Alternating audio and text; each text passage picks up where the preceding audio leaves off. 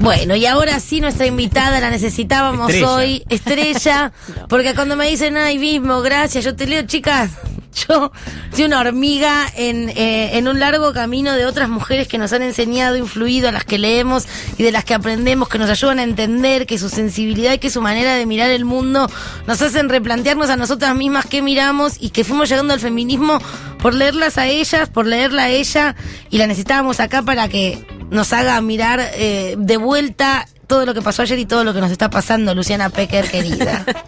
Muchísimas gracias, Bimbo. Sabes que te admiro muchísimo, me encanta escucharte y soy muy fan de Martín, me divierte, pero muchísimo. Pero por favor, muchas gracias. El sábado había una escena bizarra que yo quería hacerme un regalo del Día de la Madre que finalmente reprimí, y fuimos a una zapatería con mi hijo Benito y él como que no aguantaba mucho y estábamos en el medio de la zapatería con gente inundada poniendo los videos del presidente y yo me descomponía de la risa. Qué amor, tu hijo Benito un genio.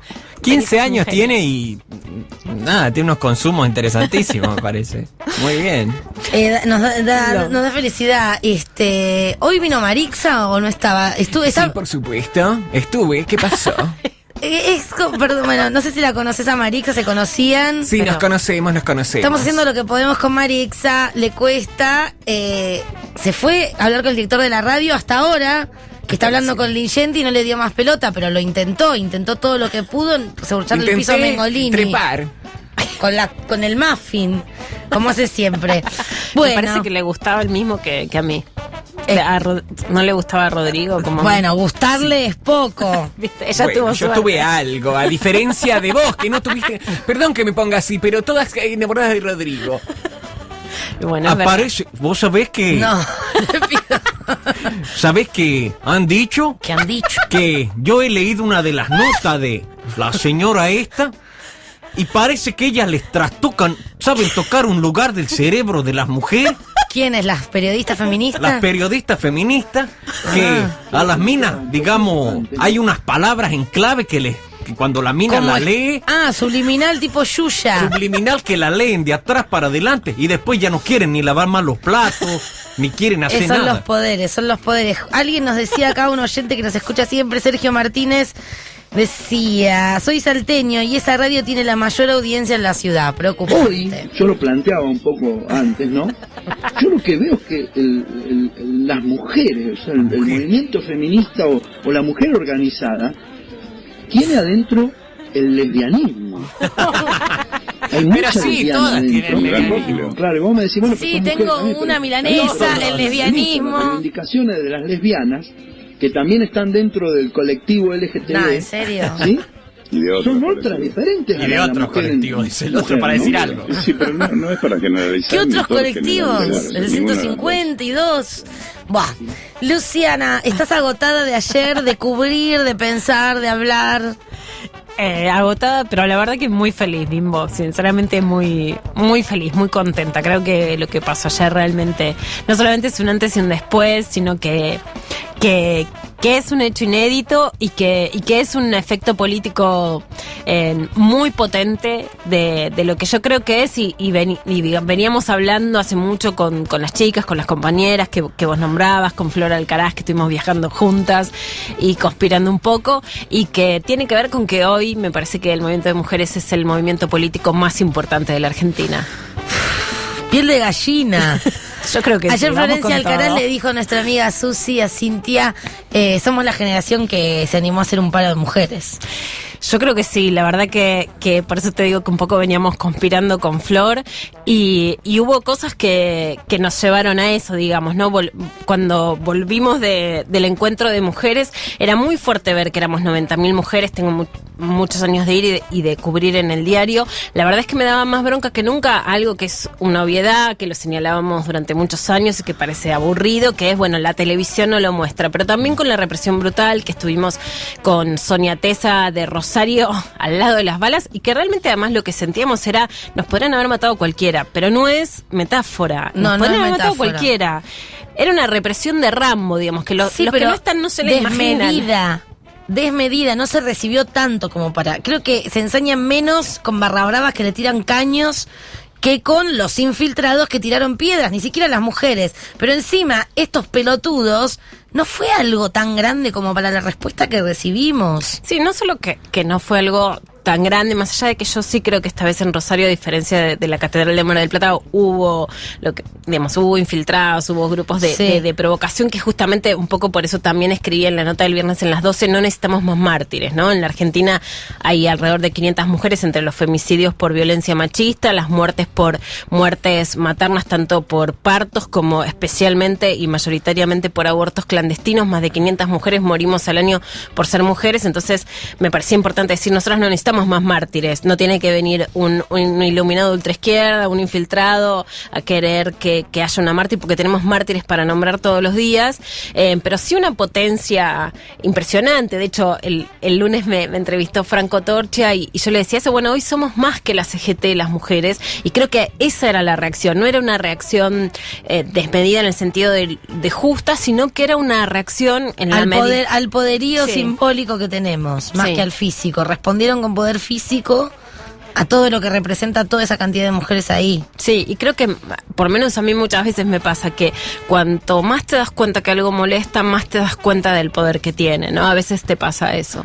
Es horrible pensarlo, pero ya teniendo los antecedentes al menos de los últimos 2 años, que mientras se sucedía el encuentro asesinaban a Diana Zacayán, y en ayer hablaba con alguien que tiene una teoría conspirativa de que este asesinato, este femicidio de Lucía Pérez llegó a la luz días después de que estábamos de vuelta de Rosario, porque si nos enterábamos y si esto salía a la luz con toda esa cantidad de mujeres ahí, iba a ser otra cosa.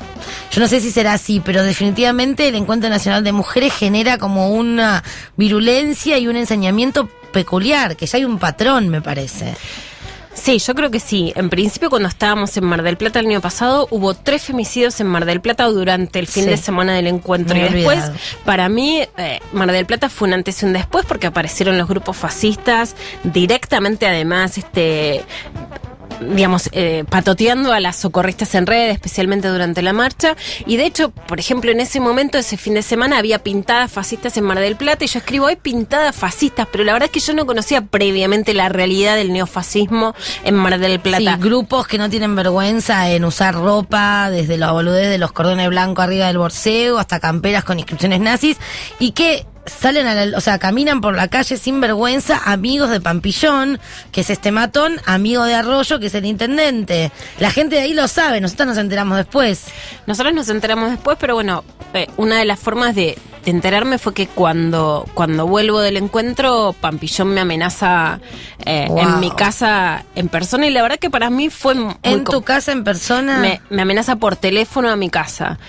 Me dice, vos sabés quién soy Carlos, Luciana, ¿por qué no me tuteás? De una manera intimidante, que además vuelve a hacer ese filo que es sexual, que conocemos las mujeres cuando sabemos que te están diciendo algo que tutear tiene que ver con el acercamiento, ¿no? Algo que la verdad conocemos en los poros las mujeres. Y cuando empezás a develar la trama de quién es Pampillón, y es alguien que iba y le decía a la Armada que eran cagones porque los civiles de derecha tenían que hacer lo que la Armada no se animaba a hacer, y eso era tirar un monumento de la memoria en Mar del Plata, bueno, tampoco sabes hasta dónde puede llegar ese poder. Sin lugar a dudas, yo creo que el femicidio de Lucía Pérez tiene que ver con el entramado de Pampillón como mano de obra fascista, con Carlos Arroyo, y con esta idea que es, ante la mano dura, mayor poder a la policía. Mayor poder a la policía es mayor corrupción policial, y la mayor corrupción policial de la maldita policía bonaerense en la historia, y además muy particularmente de Mar del Plata, tiene que ver con creer que el cuerpo de las mujeres es parte de su mercancía. Perdón, yo le quería hacer una pregunta a riesgo de una pregunta medio Fantino, ¿no? Sí. Pero no va por ese lado en lo más mínimo, va casi como compartiendo experiencias, ¿no? Ante esta amenaza que tuviste, ¿cómo la vivís? ¿Sentís miedo? No debe ser ni la primera ni la última. ¿Cómo llevas adelante esos momentos que a veces, a mí en una escala mucho menor, también me pasa? Como decir, por ejemplo, yo cuando parodio a Bullrich, digo, bueno, yo estoy haciendo a la ministra de Seguridad, como... ¿Cómo se lleva o cómo sorteás esos momentos donde decís, uy, lo que estoy diciendo, a quién molesta. A mí, de hecho, me parece que el humor en general, y te vi con las chicas de Persona a muy poco de asumir el macrismo, y me parece que tu humor es de lo más desestabilizante al macrismo que vi, ¿no?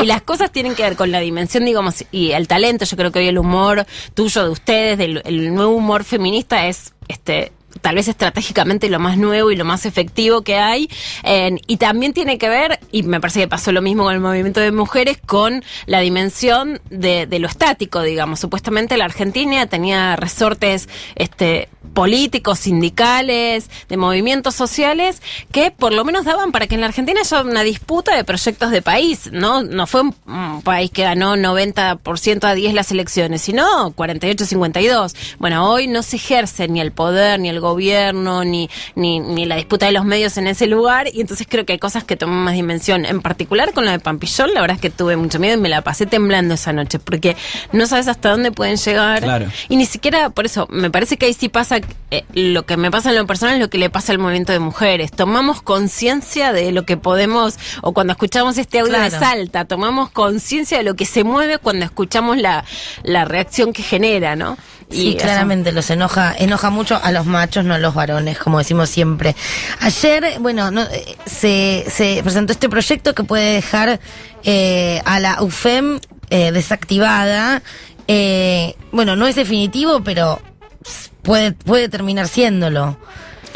Mira, yo creo que por un lado, digamos, lo que pasó es que hay un proyecto para limitar el Ministerio Público Fiscal, que tiene que ver con esta interna política de querer limitar el poder de Alejandra Gil Carbó, que tildan de kirchnerista, y que a diferencia de casi todos los funcionarios que tenían más tiempo en el poder, pero que lograron que se vayan, no se va.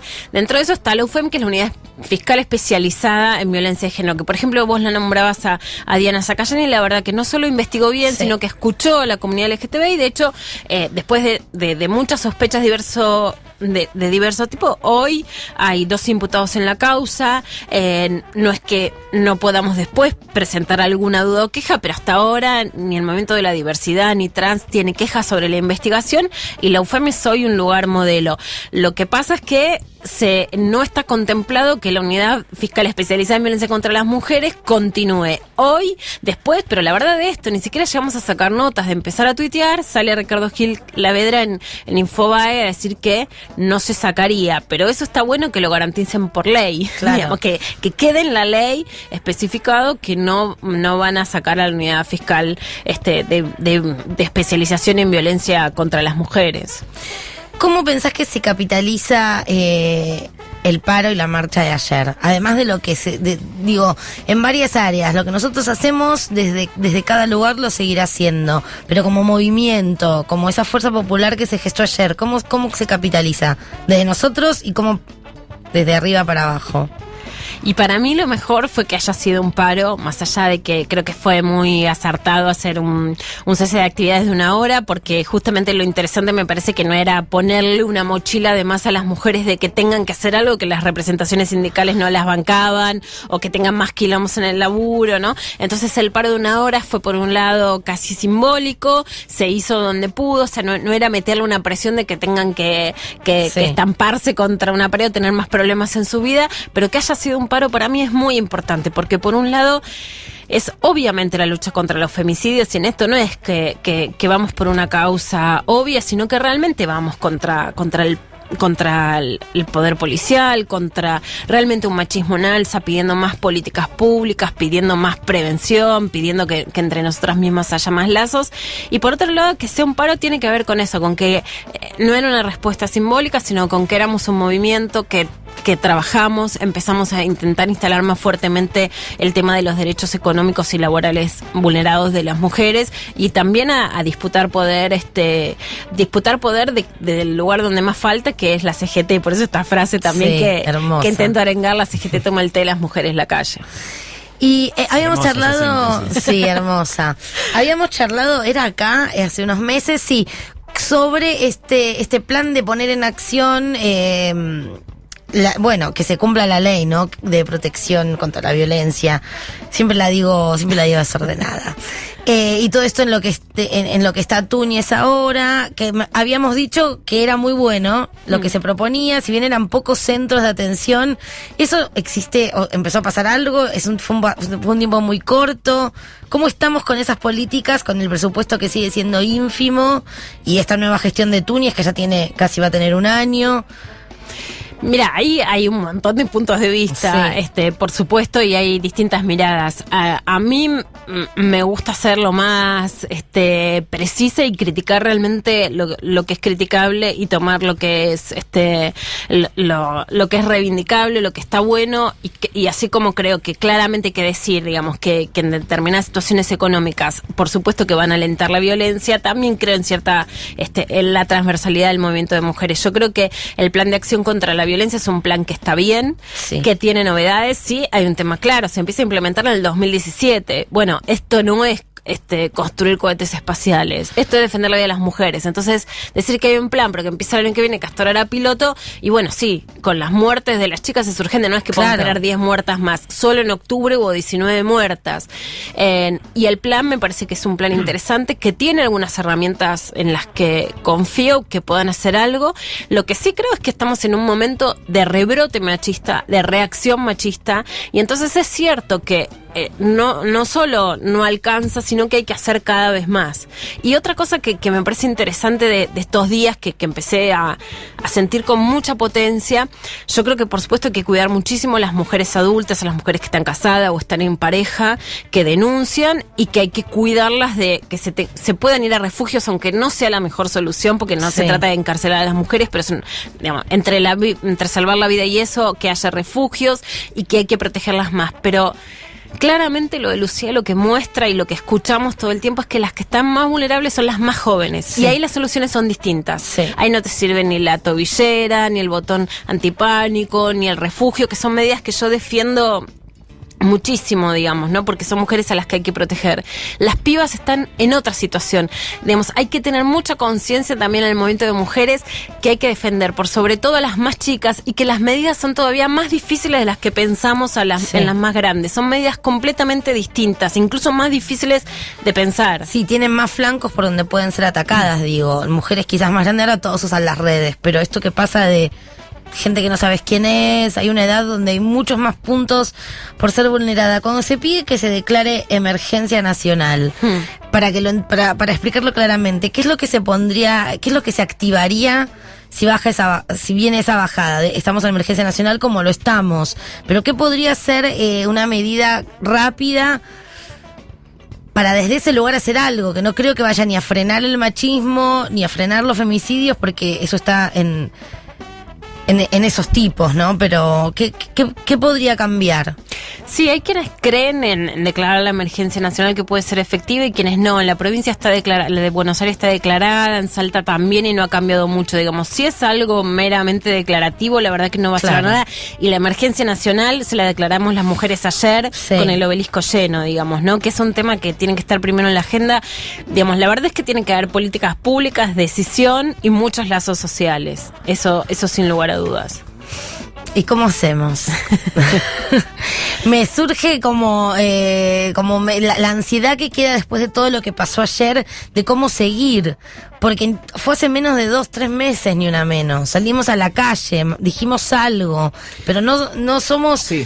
No somos del todo escuchadas. No, y creo que también con esa incertidumbre de eso que planteas, también se desenmaraña de alguna manera esto, como el complejo de todo lo que es una lucha, ¿no? Como esto de empezar a mezclar y de hacer un significante vacío, como es Ni Una Menos, pero que lentamente se empieza a llenar cada vez con más luchas concretas y representaciones, pero ¿cómo hacer para, digamos, hacer comprender, ¿no? Que la lucha es de alguna manera escalonada, que tiene sus tiempos, pero que debe ser continua? Por ejemplo, recién te escuchaba hablar sobre esto de las diferencias etarias, ¿no?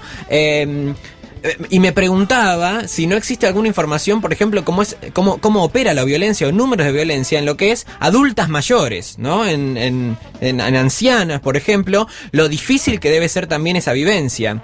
Entonces, digo, desenmarañando esto, la importancia de vivirlo como una lucha continua, no algo que ingresa en agenda, claro, que efectivamente creo que es lo que va a pasar, porque sería nefasto no hacerlo a nivel politiquería, pero cómo evitar, digamos, que se enquiste en un pedido de unas pocas cosas, ¿no? Como esta lucha al patriarcado supone una fase bastante a largo plazo. Sí, yo creo que por un lado la demanda tiene que ser permanente y por otro lado hay dos cosas. Una, que se ha conseguido mucho, pero esto no como conformismo, Bimbo, no como decir, bueno, paremos, no pidamos tanto, miren que algo logramos, como saber lo que se tiene para saber cómo seguir, me parece. Sí, ayer yo lloré a mares con un pibe que muy concretamente es el hijo de Andrea Vázquez, es uno de los casos más emblemáticos que seguí, es una mamá que después de denunciar violencia fue una de las cosas que pasaron en todos estos años.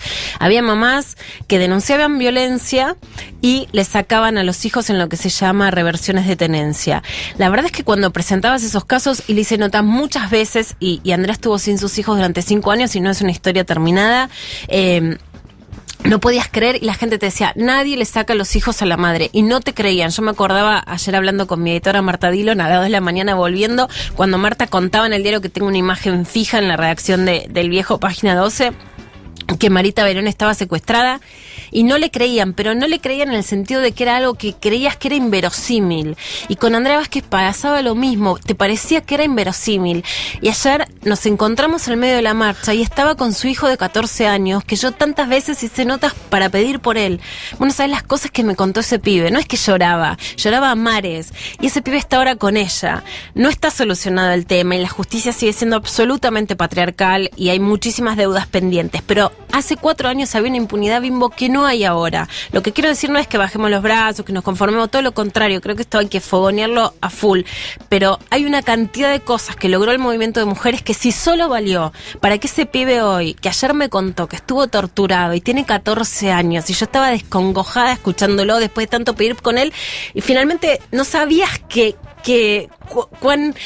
le pasaría por la cabeza a ese pibe. Y él me contó que estaba torturado y medicado, y ese pibe ayer estaba en la marcha. Si fue solamente para eso, ya vale la pena. Lo que quiero decir es que no es en vano, más allá de todo lo que hay que caminar, ¿no? Me quedó una duda que por ahí la puedo sacar con vos. ¿Vos estuviste en la votación del encuentro? No estuve en la votación del encuentro, pero me gusta que sea Chaco. Me gusta que sea Chaco. Sí. Siempre hay tiempo para hacerla acá. Siempre es contundente. Parece que fue muy contundente cuando subieron, que se aplaudió a Chaco.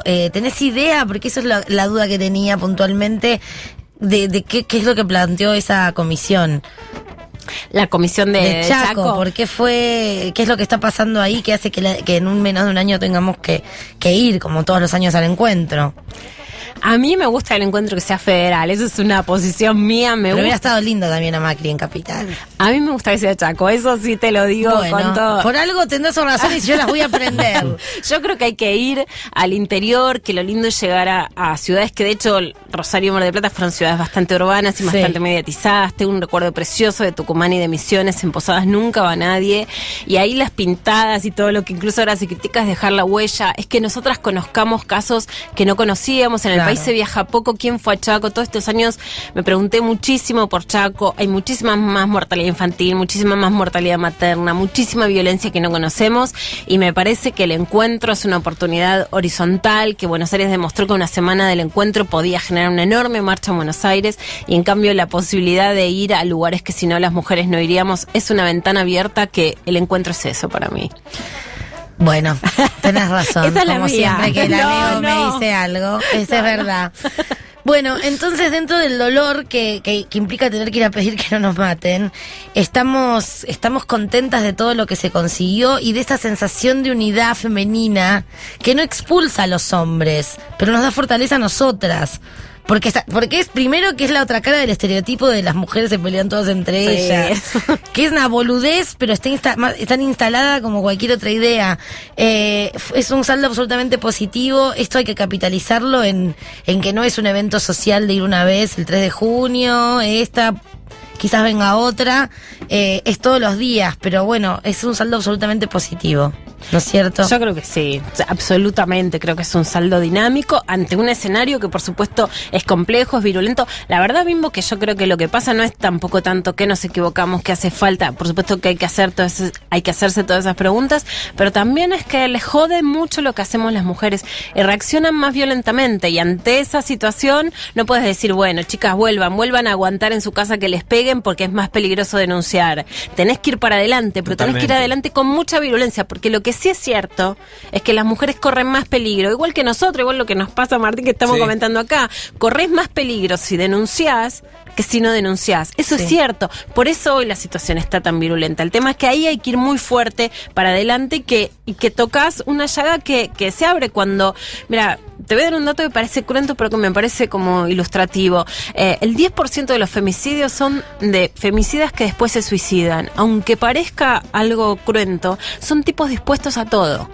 Sí, como un talibán, como el que se estrella con un avión y no le importa. Sí, son fundamentalistas del patriarcado. Sí, no tiene valor su vida, fundamentalistas del patriarcado. Sí, yo escribí una nota y era difícil escribirlo, era difícil hablar de ese tema, pero te da la dimensión de que están dispuestos a todo.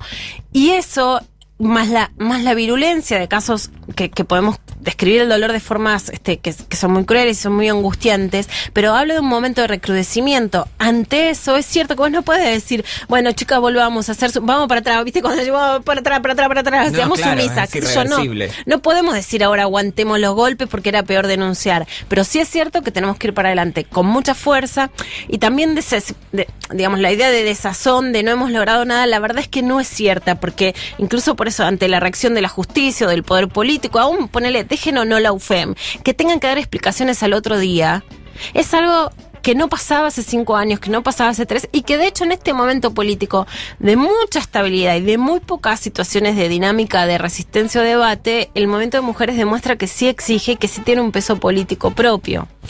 Me quedo, volvémela a decir la frase que somos el movimiento político más importante. Somos el movimiento político más importante de la Argentina, Bimbo. Bueno, un aplauso. Un aplauso para nosotras y para todos nosotros que nos acompañan.